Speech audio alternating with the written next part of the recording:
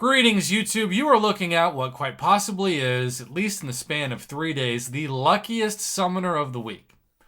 I have opened these Cavalier Nexus crystals every day. My girl Webby has opened a 5-star like 80% of the time. Shout out to Webby. I opened a 3 and 4-star 95% of the time. I opened like 1 5-star in the last 7 days. Now, to be clear, I mean, it's a bonus. The January monthly card was really good for Thronebreakers. I mean, really good. A- value, which to start off the year is fantastic. But, of course, the value is going to go up if you do well and go down if you don't do well. And most of those Cavalier Nexus crystals, I should say, are still terrible drop rates. But check this out.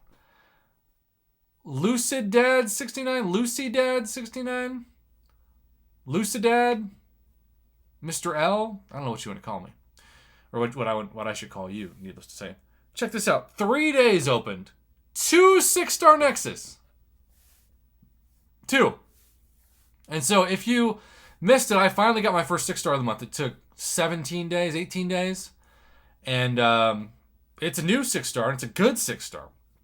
And I freaked out because it's the last panel of the 3, and it was white mags. And some of you, including my man Evan Peterson, love yourself some white mags. So, the luckiest summoner of the month. And apparently, I'm allergic to the summoner or this crystal because I just sneezed. But he sent this over as a screenshot. Wished he'd recorded it. I wish you had too. But he did actually record the double Nexus 6-star.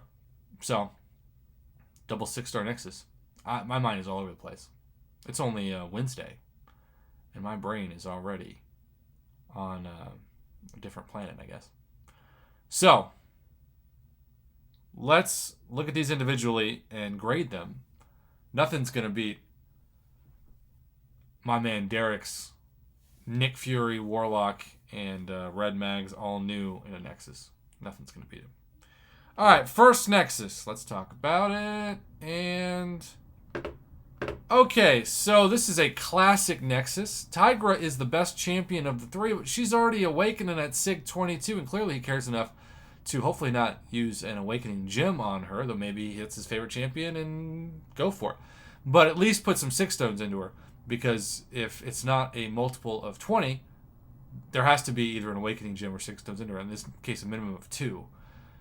Red Skull versus Awakening Storm. Now, if you use Apocalypse, you might say to yourself, Storm Awaken makes her a lot better. And that's true when you make her a horsewoman.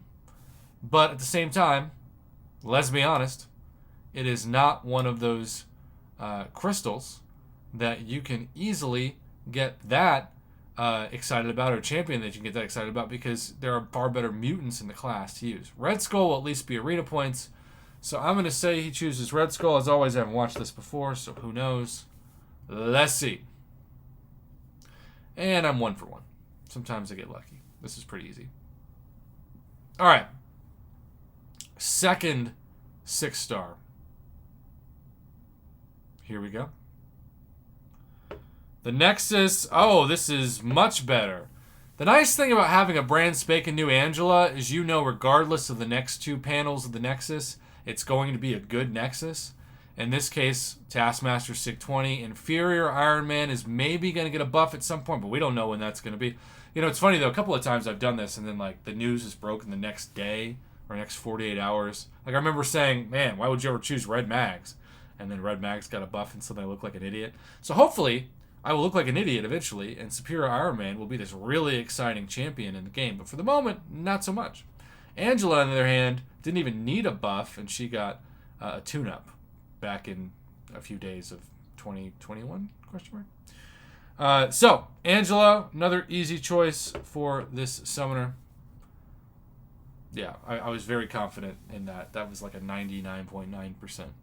So, 2 new champions. He does have Apocalypse, so, you know, you never know. Nick Fury needs to be awakened. Black Widow Clairvoyant does not. It'd be nice for him to awaken Apocalypse too. Got Black Widow Deadly Origin. I wish I could take that from you. So, Diablo. Everybody's got to have a 6-star Juggernaut. You know, it's a rite of passage, unfortunately. That does make me think of, because, you know, we talk about buffing champions like Inferior Iron Man and Juggernaut all the time, but it does make it harder to clear content, especially older content for people, and so buffs have kind of a a cost-benefit analysis. And I do think it's more fun sometimes to open crystals when there are great champions and terrible champions. It makes it more fun, even though you never want to land on a terrible champion versus a good champion. All right, Lucidad69. Congrats on being the lucky summoner of the week, man. 2 6-star Nexus and 3 crystals. I would just be so happy to open one of those by the end of the month, and I doubt I will, but at least I got a 6-star White Mags new for the first time.